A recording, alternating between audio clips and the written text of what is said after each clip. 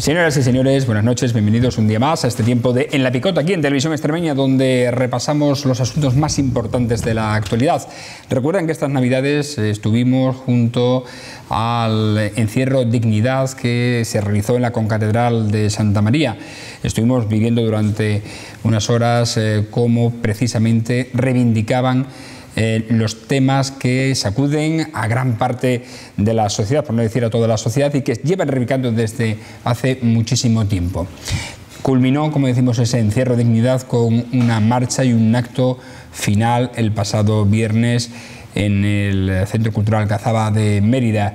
Y para hablar de esto y de los proyectos además que hay de futuro en cuanto al, no solo a las negociaciones que se están manteniendo ya abiertas con el Gobierno de Extremadura, sino con el Gobierno central, con los planteamientos que se quieren realizar de aquí a unos meses, vamos a hablar con los responsables de este campamento Dignidad, de este encierro Dignidad. Manolo Cañada, buenas noches. Hola, buenas noches. ¿Qué tal? Bienvenido. Muchas gracias. Y con Álvaro Rodríguez, ¿qué tal? Buenas noches también. Buenas noches. Bienvenido. Manolo, la primera pregunta. ¿No se le quita a uno las ganas después de todo lo que ve de dejar de luchar, de bajar los brazos? No, eso nunca. Eso nunca, porque además no tenemos tiempo ni fuerza para rendirnos, ¿vale? No hay tiempo para rendirse, pues sencillamente porque cuando uno habla con los compañeros y ve que uno tiene que elegir entre qué dos medicamentos se va a tomar, cuando habla con otra compañera y le dice que ahora que ha dejado de cobrarle el RAI tiene que pagar el 40% de los medicamentos, cuando habla con otros compañeros y le dice que se ha estado pagando la recogida de la aceituna de verdeo a 25 euros, se han ganado 25 euros, cogiéndola a esportón, cogiéndolo a destajo, cuando habla con, en fin, cuando uno habla con los compañeros y ve la situación que se está creando, cómo la miseria está llamando en miles de puertas de casas extremeñas, no hay derecho al desaliento. Lo digo porque tienes tu historia va ligada a la reivindicación indudablemente, primero desde la política en activo, ahora desde la política en pasivo, podríamos llamar, ¿no? Yo estoy ahora en paro y estoy echando una mano más porque estoy en paro. Si estuviera trabajando, yo estoy trabajando hasta el 1 de febrero en un instituto de educador social. Y busco trabajo como todo el mundo, pero mientras no encuentre el trabajo, por supuesto que estaré colaborando todo lo que pueda, ¿no? Teniendo muy claro, y lo digo para despejar las dudas a cualquiera, porque sé que eso se ha especulado con eso, que yo no voy a volver a la política representativa de ninguna de las maneras. Es un ejemplo, ¿no, Álvaro, de lucha? Manolo. Sí, hombre, sí. Bueno, vamos a hablar precisamente sobre lo que aconteció en la Concatedral de Mérida y lo que pasó también el pasado viernes, sobre todo porque se ha abierto una vía de diálogo con el Gobierno de Extremadura, que precisamente en la entrevista que mantuvimos cuando estabais encerrados estaba cerrada y al final se abrió una puerta, ¿no? ¿Cómo fue la reunión? ¿Qué es lo que tratasteis? Para empezar hay que decir que se abrió con la ayuda de Jesús Sánchez Adalid, que es un sacerdote y escritor que mucha gente conoce, sí, seguro, ¿no? Ya de renombre. Eso es. Plumas extremistas. Eso es, que ha hecho ese trabajo de mediación. Y parece que se ha abierto. Digo, antes del día 24 tiene que volver a celebrarse una reunión con la Junta de Extremadura, que no querían reunirse con nosotros y que yo creo que al final hemos conseguido, con toda la movilización, con toda la solidaridad del pueblo, que se tengan que sentar. Nosotros le estamos planteando una cosa muy sencilla. Ellos mismos reconocen que la ley de la renta básica no ha funcionado. Ellos mismos reconocen, a ver, no es presentable de ninguna de las maneras que haya 18.000 solicitudes y haya 196 personas, solo 196 personas que la han cobrado. O sea, es un despropósito, es una auténtica vergüenza, ¿no? Es decir, con el montón de gente que hay pasando necesidad y pasando calamidades, que solo haya 200 familias en Extremadura a las que se le ha pagado la renta básica. Y como decimos nosotros, eso es un caos muy bien organizado, es un fracaso muy bien organizado, no es algo casual en absoluto. Y nosotros queremos que se tomen las medidas. Vamos a exigir en la mesa de negociación, y lo vamos a exigir en la mesa de negociación y donde haga falta, vamos a exigir que hay que pagarle por lo menos a 8.000 familias antes de terminar el mes de febrero. Antes del 28 de febrero hay que pagarle por lo menos a 8.000 familias. ¿De dónde sale ese número de las 8.000 familias? Pues nace de las declaraciones de Carrón, que él mismo decía que al menos le iban a reconocer la renta básica a 8.000 familias, personas y familias en Extremadura. Y lo decía en octubre. Nosotros decimos que antes del 28 de febrero tienen que pagarle por lo menos 8.000 familias. Y luego, a lo largo del año 2014, tienen que pagarle la renta básica al menos a entre 12.000 personas, familias de Extremadura.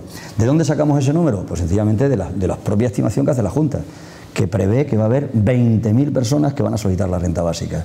Y lo que no vale de ninguna de las maneras es lo que están haciendo. Lo que están haciendo es una carrera de obstáculos. Le están pidiendo a la gente que tenga pasada la ITV. ¿Qué tendrá que ver la ITV para poder cobrar la renta básica? Además, lo que le dice la gente, págame la renta básica y luego voy y paso la ITV, si no tengo ni siquiera para pasarla, ¿no? Le están pidiendo a la gente las copias de los contratos de arrendamiento de viviendas que son de la Junta de Extremadura. Le están pidiendo a la familia certificados de escolarización de los niños. Es decir, están torturando a la gente con papeles porque lo que quieren es dilatarlo en el tiempo, ¿no? Entonces, como decimos, eso se tiene que acabar y se tiene que dar una respuesta de verdad. Es decir, no una respuesta de propaganda, porque aquí lo que pasa es que como el gobierno controla o la gran mayoría de los medios de comunicación, pues está todo el día emitiendo propaganda, está todo el día echando propaganda y la gente se lo cree, claro, cuando uno escucha una y otra vez un mensaje, pues acaba haciéndose más permeable a ese mensaje, ¿no? Entonces, en definitiva, nosotros lo que decimos que vamos a plantear, no queremos que nos reciban por recibirnos, como decían los jornaleros antes, yo no como ni bebo con buenos días de nadie. Nosotros no queremos que nos reciban por recibirnos, no necesitamos terapia, nosotros lo que queremos es una negociación. Lo que planteamos una vía de negociación. Se ha abierto esa vía de comunicación, esa vía de negociación. La ha aceptado la Junta de Extremadura. Vamos a darle solución. Yo creo que nosotros, y cuando le demos solución al tema de la renta básica, tendremos que darle solución al resto de los problemas que tienen la inmensa mayoría de las familias, o una gran mayoría de las familias de la clase obrera en Extremadura. Porque el problema es que hay 70.000 parados que no tienen ningún tipo de ingreso. El problema es que hay 65.000 familias que ya tienen que recibir alimentos de los bancos de alimentos. El problema es que hay un 39% de pobreza infantil. El problema es que hay un 60% de paro juvenil. O sea, y a eso es lo que hay que hacer frente, ¿no? Y eso no se hace frente con las declaraciones estas de propaganda a las que nos tienen acostumbrados los gobernantes de Extremadura.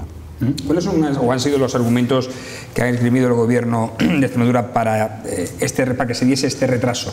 Para empezar, utiliza un argumento que es muy tramposo, diciendo, no, es que esto no se había regulado antes y el derecho a la renta básica es nueva. Es mentira. O sea, lo que ellos han regulado al final es algo muy similar a las AISES que ya existían, para empezar.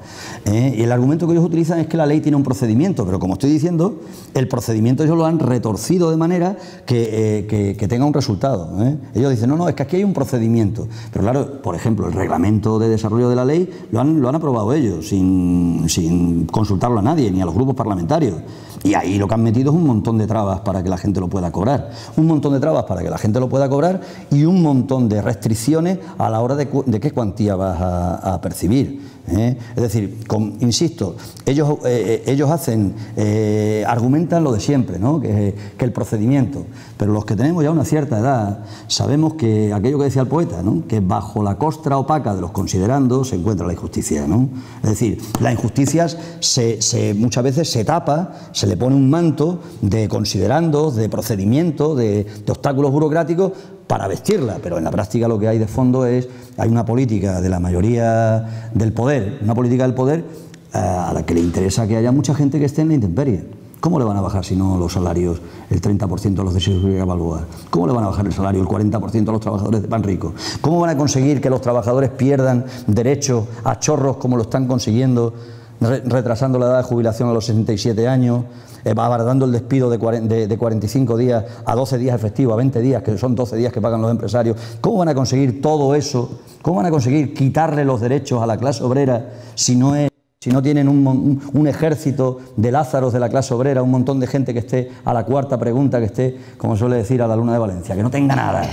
O sea, es una política decidida, en la que tienen muy claro, quienes mandan lo tienen muy claro.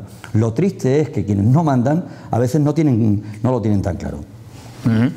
En esa reunión, se consiguió un punto de arranque, que lo ha dicho anteriormente Manuel Cañada, y es que se reconoce que no ha funcionado. ¿Qué os hace pensar que en ese breve espacio de tiempo que queda ya hasta febrero, final de febrero, se pueda ventilar esos 8.000 expedientes, esas 8.000? Nos lo hace pensar que, para empezar, hay un movimiento muy importante. Los campamentos dignidad han supuesto, en mi opinión, nuestra opinión, un antes y un después en los movimientos sociales en Extremadura y fundamentalmente en lo que es la lucha contra el paro, la precariedad y la pobreza, que es lo que nos une a nosotros. Nosotros somos un movimiento que nace en las puertas de las oficinas de empleo, somos un movimiento que nace en los barrios más machacados de Extremadura, somos un movimiento que nace entre la juventud precaria. A partir de ahí se empiezan los lazos, a partir de ahí se empieza a montar los campamentos dignidad de Extremadura. Y eso no existía, esa es la gran novedad. Ellos, si el movimiento no existiera, meterían la ley de la renta básica en la vía muerta y a dormir, pero no se lo vamos a consentir y ellos lo saben. Igual que hemos estado las Navidades encerrados en la Concatedral de Mérida, haremos lo que haga falta, y cuando digo lo que haga falta, me refiero a lo que haga falta. O sea, no vamos a consentir que hagan pasar hambre a la clase obrera en Extremadura. No vamos a consentir que sigan arrastrando la miseria a la gente de la clase obrera en Extremadura. Y por tanto hay que buscar una solución, porque además dinero hay. ¿Cómo le explican a la gente que se hayan dejado de gastar 12.900.000 euros del presupuesto del 2013? Que se lo han dejado de gastar. Se han gastado solo, mejor dicho, se han gastado solo 100.000 euros. Se han dejado de gastar 13.100.000 euros. Porque nosotros creíamos incluso que se iban a gastar los 300.000 euros que ellos habían dicho que se iban a gastar antes de final de año. Ni siquiera eso, se han gastado solo 100.000 euros. O sea, ¿cómo se lo explican a la gente? ¿Cómo le explican a la gente que metieron en los presupuestos de 2012 80 millones de euros para la renta básica y no se han gastado ni un duro? Ya ha llegado una parte del dinero de la deuda histórica. Es decir, tenemos las razones, tenemos los números. Si hace falta les decimos si quieren que haya un debate público. Nosotros vamos a intentar que la negociación sea una negociación, como digo, que dé resultado rápido. Pero si tienen algún problema, en esta misma televisión o donde sea, donde haga falta, que discutan con nosotros de los números, que discutan con nosotros de la ley, para que la gente lo vea, para que los extremeños lo vean, que hay dinero y que tenemos razones de sobra. Y las razones de sobra tienen que ver sobre todo pues, con lo que está sufriendo la gente, con las condiciones de vida, cómo se están precarizando y se están empeorando, ¿no? ¿Qué nos hace pensar que se van a sacar en la mesa de negociación avance? Pues que nosotros consideramos que una parte también, incluso del electorado de los votantes del PP, también se ha dado cuenta. Hay gente que son votantes del PP que, claro, nos dice, pero bueno, es que esto no tiene ningún sentido. Claro, no vale con darse golpes de pecho en nombre de los pobres por la mañana, a las 9 de la mañana, y luego a las 12 hacer una política que lo que genera es pobres. No, eso hay que ponerse de acuerdo. Hay que poner de acuerdo los sentimientos con el corazón y la cabeza. Y entonces hay mucha gente, incluso votantes del PP, que nos dice, no, esto es que no se puede consentir. No se puede consentir lo que está pasando. No se puede consentir que las madres tengan que echarle agua a la leche, para estirar la leche para que llegue a más gente. No se puede consentir pues lo que estamos viendo. 65.000 personas que llegan, que tienen que tirar de las bolsas de los bancos de alimentos. ¿Qué es lo que queremos? Un país que decía hace 4 días que era la novena potencia industrial y que tiene 2 millones de personas ya recurriendo a los bancos de alimentos para comer. Esa es la situación de este país. Es la situación que estamos viviendo. Pues evidentemente ahí harán falta atajos. O hay atajos o habrá gamonales. Digo, o se encuentran soluciones para este deterioro aceleradísimo de las condiciones de vida de la clase obrera, o sencillamente explotará. Habrá un estallido social, habrá muchos estallidos sociales. ¿O qué quieren? ¿Que la gente esté de brazos cruzados cuando la están atropellando un día y otro? Ese es el... Sí, además son cosas que ellos saben, ¿no? Ayer hemos visto una noticia que habrá mucha gente a la que le suena chino, le parezca una cosa así como muy ajena, ¿no? Pero que es el gobierno de Extremadura se ha comprado un vehículo aéreo no tripulado para labores de seguridad ciudadana, es decir, o sea, yo le escribía un dron, pero bueno, mucha gente lo mismo digo dron y no sabe lo que es, entonces pues queda la explicación más sencilla, es un vehículo aéreo no tripulado, ¿no? Y se la han gastado para condiciones de seguridad ciudadana, ¿no? Entonces yo les preguntaba ya de broma ya por Twitter si eso iba a cargo de los 275.000 euros que se han gastado en tramitar la renta básica que han metido en el presupuesto, ¿cómo va, no? O sea, ellos saben de sobra que lo de Gamonal es una cosa que ha pasado allí, que puede pasar en cualquier lado mañana, y que la situación de la gran parte de la gente de Extremadura y de este país pues es esa, ¿no? Y que puede estallar en cualquier momento, y ellos son conscientes, ¿no? También lo podemos ver en el aumento del gasto en material antidisturbios, antidisturbios, en la ley de seguridad ciudadana. Ellos tienen muy claro lo que están haciendo. Por una parte empobrecen a la gente y por lo que la empobrecen se lo están gastando lo que se lo están gastando, ¿no? O sea, no existe democracia viable, o sea, la democracia no existe, o sea, el proceso de meter un papel en una caja de plástico no existe, no vale para nada, si luego tú tienes un montón de leyes que a la gente lo único que haces es prohibirle que se manifieste, reprimirla, o lo que pasó allí en Gamonal, que se han subido un bloque de pisos de 7 plantas, antidisturbios, a coger a chavales del pelo y arrancarlos de escalera abajo y detenerlos, y mientras la madre intentaba coger a su hijo y le han dado allí de palos a la mujer. Es decir, es que eso no es una democracia. O sea, por mucho que yo meta un papel en una urna cada 4 años, eso no se llama democracia. Y eso ya lo decía Rousseau en el contrato social allá por él, que él se reía un poco, decía, los ingleses se creen que son libres porque pueden elegir a sus tiranos cada 4 años, ¿no? Y al final es lo que están llevándonos esta gente, ¿no? Estamos viviendo imágenes realmente que nos hacen pensar en otra época, ¿no? de familias sin apenas ya recursos que les queda para poder subsistir en el día a día.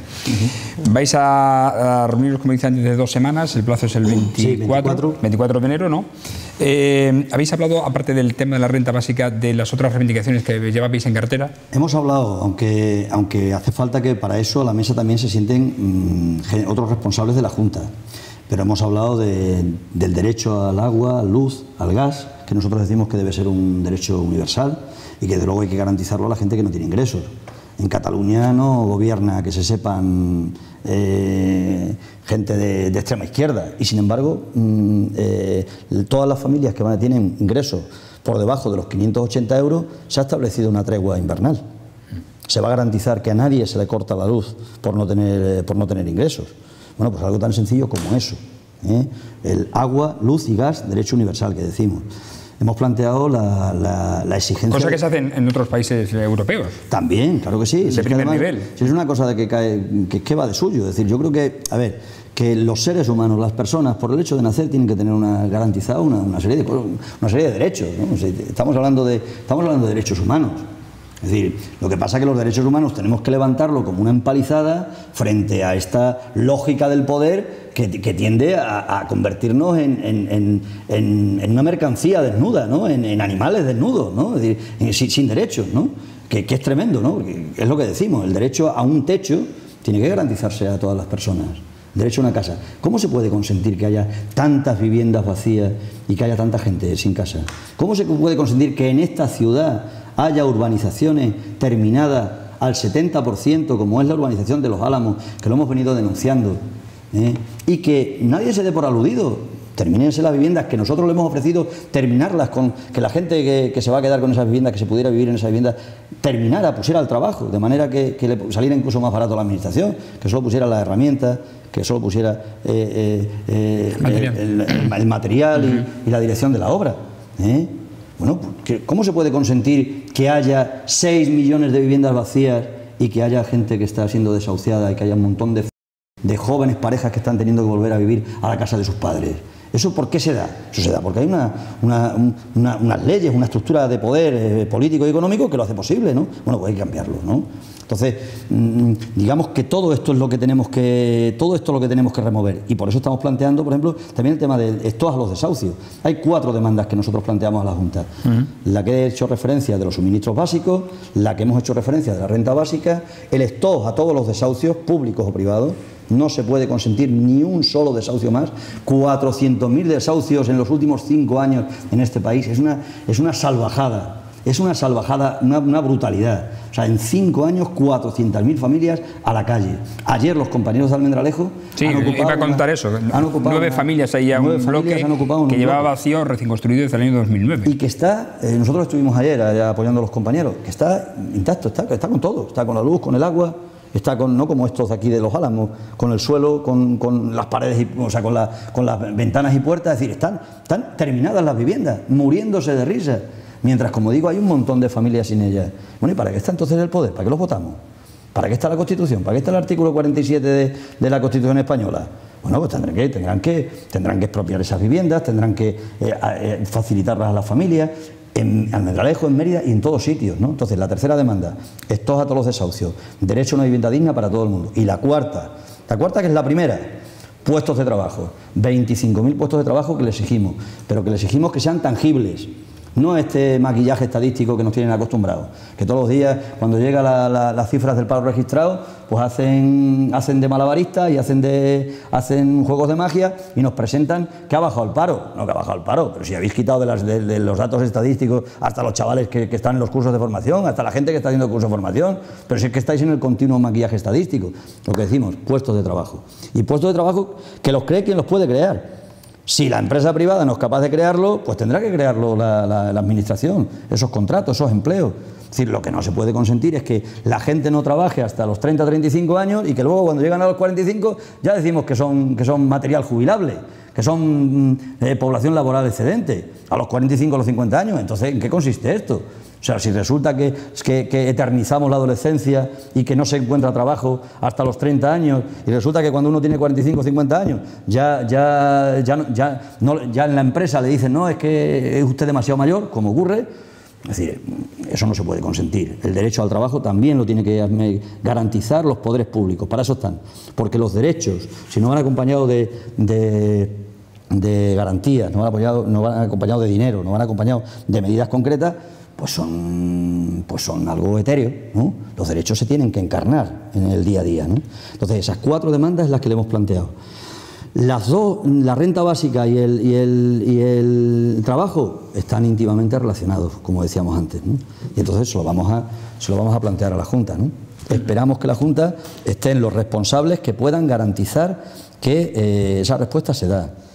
Y llamamos a la responsabilidad a José Antonio Monago Terraza, presidente de la Junta de Extremadura, del Gobierno de Extremadura, a la responsabilidad. Esto no se arregla con propaganda, porque tarde o temprano la propaganda es como las mentiras, tienen la pata muy corta.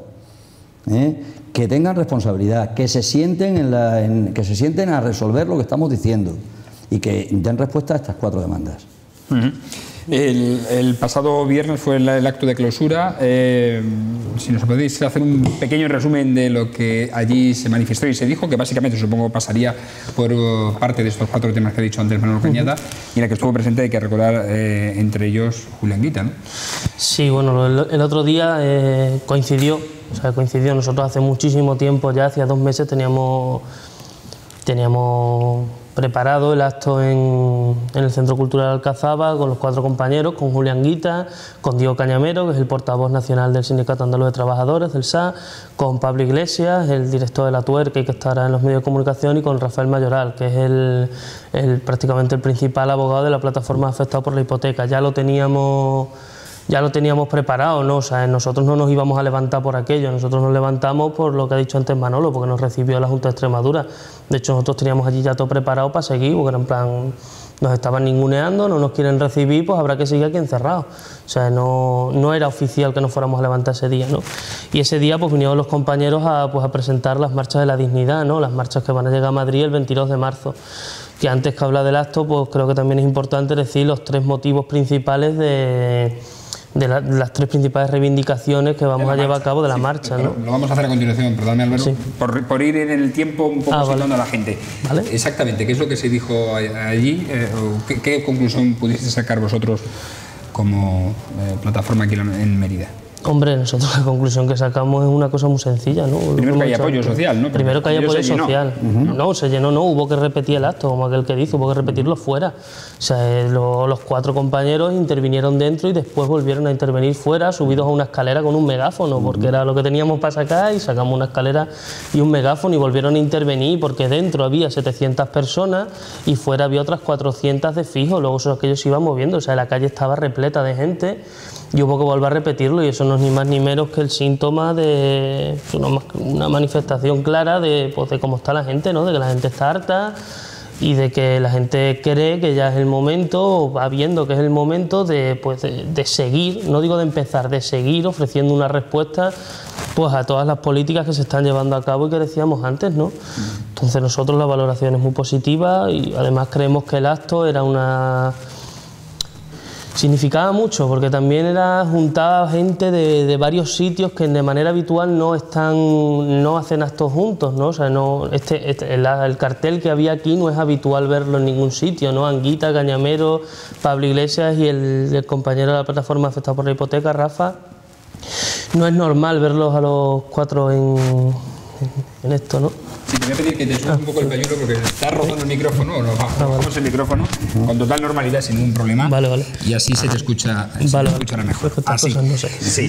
Decía, bueno, sirvió este acto no pude para presentar la Marcha Dignidad, ¿no? Que es la que vamos a hablar ahora y que dará lugar a la reunión de lo que llamáis vosotros varias columnas desde toda España, 10 columnas. Confluencia, el 22 de marzo en Madrid. Confirmada de momento 10 columnas. 10 columnas. Sí, este sábado tenemos en Sevilla la reunión con los compañeros donde vamos a seguir viendo si son 10 columnas, si al final son más, ¿no? Y sí, vamos a confluir el 22 de marzo allí en Madrid, las 3 reivindicaciones que son, además están prácticamente íntimamente ligadas a las reivindicaciones de los campamentos Dignidad, ¿no? La principal, la primera, que es la de trabajo, y si no hay trabajo, una renta básica, pero una renta básica de verdad, no la renta básica que están haciendo aquí esta gente, sino una renta básica de verdad, algo que garantice de verdad a los millones de personas de este país que están en la absoluta miseria, ¿no? O sea, creo que tenemos una población de 12 millones de personas por debajo del umbral de la pobreza, que es un cuarto de la población, que es una salvajada, que exista eso en un país que se llama el primer mundo y que lo que decía antes Manolo, que hace poco éramos la 9ª potencia mundial, ¿no? Y todos tenemos en la cabeza la gran frase de Zapatero diciendo, según todas las variables analizadas, somos el primer país de Europa, ¿no? Y ahora estamos en estas, ¿no? Esa es la primera reivindicación. La segunda es unos servicios públicos de calidad para todos, porque creemos que ya no basta con parar las privatizaciones, sino que hay que volver atrás en todos los procesos de privatización que se ha hecho, porque no funciona, es que es un modelo que no funciona, está más que demostrado. O sea, si lo que quieren es ver, como en Estados Unidos, morirse a la gente en la puerta de los hospitales, este modelo funciona perfectamente para eso, pero para otra cosa no. Para otra cosa no funciona. Y por tomar tierra un poco, o sea, en Extremadura ya hay 2 procesos de hospitales con dirección privatizada, ¿no? Como es el de Villanueva Don Benito, perdón, que fijaros, lo disfrazan de una cosa así súper, o sea, lo tienen disfrazado el debate con si lo ponemos más cerca de Don Benito o de Villanueva, cuando en verdad lo que estamos hablando es de que van a por un hospital privado y que el siguiente paso a eso ya es que la gente no tenga derecho, ¿no? Esa es una, y luego creo que el otro es en la zona de Cáceres.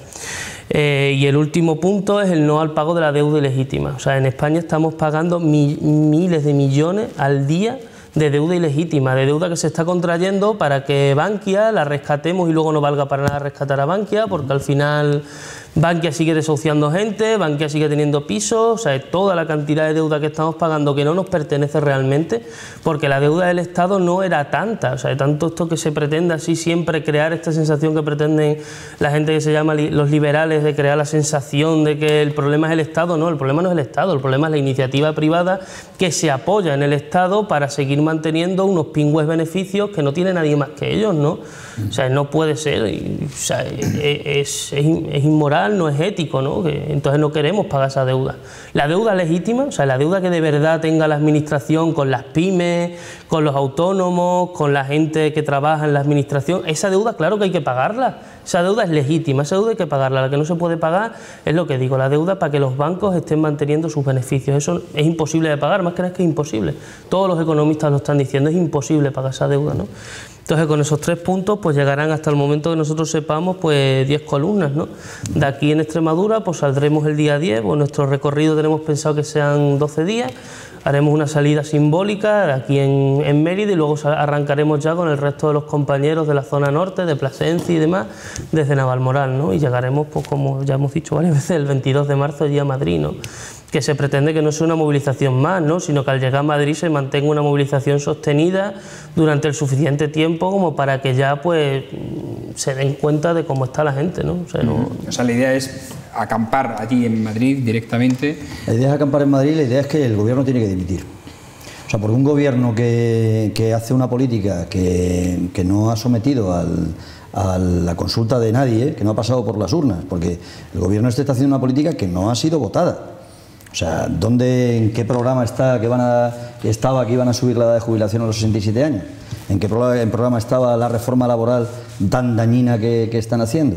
¿En qué programa electoral estaba el conjunto de medidas que están tomando? Que todos los días es una gotita más, la última, el quitarle la seguridad social a los parados que están, a los chavales que tienen que irse fuera del país a buscar curro, y si van, encima que tienen que ir fuera a buscar curro, cuando vuelven están ya sin la seguridad social. Es decir, están haciendo una política que no ha sido votada en ningún sitio. Tienen los votos, pero no tienen la legitimidad. Y como no tienen la legitimidad y esa política no la ha votado nadie, ni los que han votado al PP, ni los que han votado a ningún otro partido, este gobierno tiene que dimitir. Este gobierno y los gobiernos que son capataces de la troika, que como muy bien explicaba Álvaro, es quien está diciendo la política, porque aquí la política la están diciendo los grandes poderes económicos, la está diciendo la banca. Y luego hay un montón de manijeros, de encargados de llevar adelante la política de la banca. Entonces, a eso es a lo que se quiere poner freno con las marchas del 22M. Curiosamente, hace poco, perdona Manolo, hemos leído en los medios de comunicación que el Parlamento Europeo se va a poner a investigar los movimientos de la troika. A buena hora también, sí, pero bueno, bienvenida sea, aunque sea tarde, ¿no? Claro, pero es un poco lo que estamos diciendo. Es decir, si tú tienes que hay un gobierno en la sombra que nadie elige, que aquí quien decide lo que se hace y no se hace es el Fondo Monetario y es el Banco Central Europeo. Bueno, pero aquí ¿de qué estamos hablando? Estamos hablando en definitiva que hay que devolver la soberanía a los pueblos.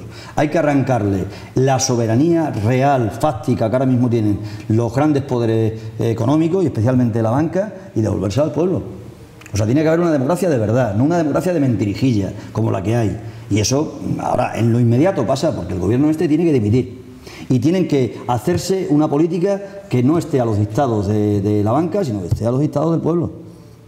Entonces, objetivo de las marchas, todo lo que ha dicho Álvaro, pero hay un objetivo, vamos, que va de suyo.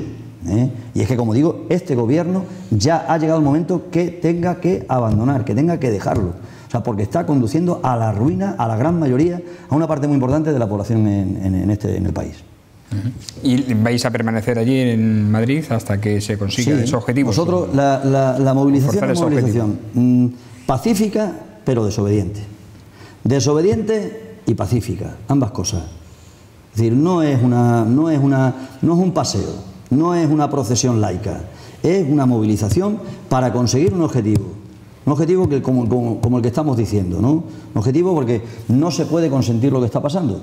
Es decir, y por tanto hay que poner pie en pared, como se suele decir aquí, solemos decir en Extremadura, ¿no? Hay que poner pie en pared y hay que acabar con esa situación, ¿no? ¿Cuántas personas prevéis que podéis desde Extremadura agruparos en esa columna que va a marchar desde aquí? Nosotros de momento, hoy, en enero, ¿vale?, que esto sale en marzo, solamente con la gente de los campamentos, cercana a los campamentos que se ha apuntado, estamos unos 50 o algo más. Vale, para andar los 12 días. Para andar los 12 días. Claro, luego hay mucha gente, pues, por ejemplo, yo soy estudiante, yo no puedo estar los 12 días allí. Yo iré los fines de semana, iré cuando lleguemos a Madrid, ¿no? Y así va a haber bastante gente que va a ir un tramo de 3 días, otra gente de más, o sea, de normal, o sea, de decir, no, yo me voy los 12 días. Los que van a hacer los 12 días, el camino hasta Madrid, son ese número de personas, a los que evidentemente se sumarán. Claro, es que los campamentos de dignidad somos, lo hemos dicho varias veces, o sea, el sustrato principal de los campamentos de dignidad son gente parada. O sea, nosotros el 90% de la gente somos parados, o sea, este rollo que se dice siempre de a ver cuándo salen los parados a la calle, a ver cuándo los parados hacen algo, ya estamos haciéndolo. O sea, la mayor parte de la gente que está en los campamentos son parados o gente que pues que tenemos esa expectativa, ¿no? Yo estoy estudiando un módulo superior y yo sé que no va a haber trabajo de lo que yo estoy haciendo. Vino una empresa a Mérida, le pusieron todas las facilidades habidas y por haber, vamos, prácticamente le iban a regalar a los trabajadores y nos descuidamos. En el ciclo que estoy estudiando yo, los chavales del segundo año son los que iban ahí directamente a esa empresa, les iban a hacer las prácticas y demás, y ahora ya, una vez ya tienen la fábrica, una vez ya tienen el sitio, ya lo tienen asentado, ahora ya resulta que no, que ya nada más que van a ir 2. Y que ahora en vez de tener que ser los chavales los que están, ahora resulta que se tienen que matar entre ellos a ver quiénes son los 2 que tienen la suerte de poder trabajar 3 meses sin que les paguen un duro y a ver si después hay suerte y les contratan por lo que se está contratando ahora mismo, ¿no? La mayor parte somos parados y pues eso pues entonces no va a haber problemas para andar los 12 días. A mí me gustaría subrayar también una cosa. Las marchas no es solo la gente que va andando. Las marchas es todo el movimiento de apoyo y de solidaridad y de partir. Porque hay mucha gente que no puede. por distintas razones, familiares, físicas, etcétera, ¿no? Entonces, estamos hablando que las marchas de la dignidad, nosotros queremos que sea un movimiento muy grande en el que se incorpore, y un movimiento muy plural, un movimiento unitario. Lo digo porque si toda la gente que en sus pueblos, que nos pueda escuchar, que en sus pueblos quiera que se organicen comisiones, que se organicen asambleas, que se organicen actos, toda la gente que pueda participar de distintas maneras, que habrá gente que pueda participar un día, habrá gente que podrá ir los últimos días a Madrid, es decir, hay distintas posibilidades de participar en las marchas. Igual que el encierro no era solo la gente que se quedaba a dormir, que nos quedábamos a dormir, sino que era todo el movimiento que lo acogía, que lo defendía. Pues igual las marchas es un movimiento popular, lo importante es todo lo que está alrededor, no solo la marcha. Y luego la marcha tiene una ventaja muy grande, en la medida que a quien se perjudica es a los propios pies de los que andan, eso automáticamente también genera, es decir, aquí no hay un daño a terceros, por decirlo de alguna manera, ¿no? Y lo que estamos hablando es que esa lucha es una lucha, para empezar, en la que ponemos el cuerpo la gente que la hemos convocado.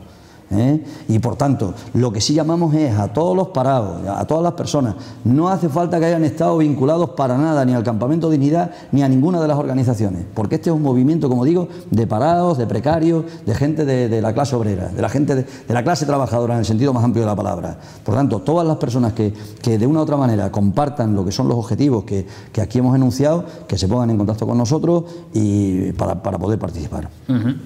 Bueno, pues quedamos en ese punto. Esperamos también al resultado de la reunión que tengáis el día 24 con el Gobierno de Extremadura para cerrar esos temas, y veremos también, evidentemente, el transcurso de aquí hasta el 22 de marzo, cómo va desarrollándose todo este movimiento que ha nacido de gente, además, que se han unido por un objetivo común, no por otra cosa.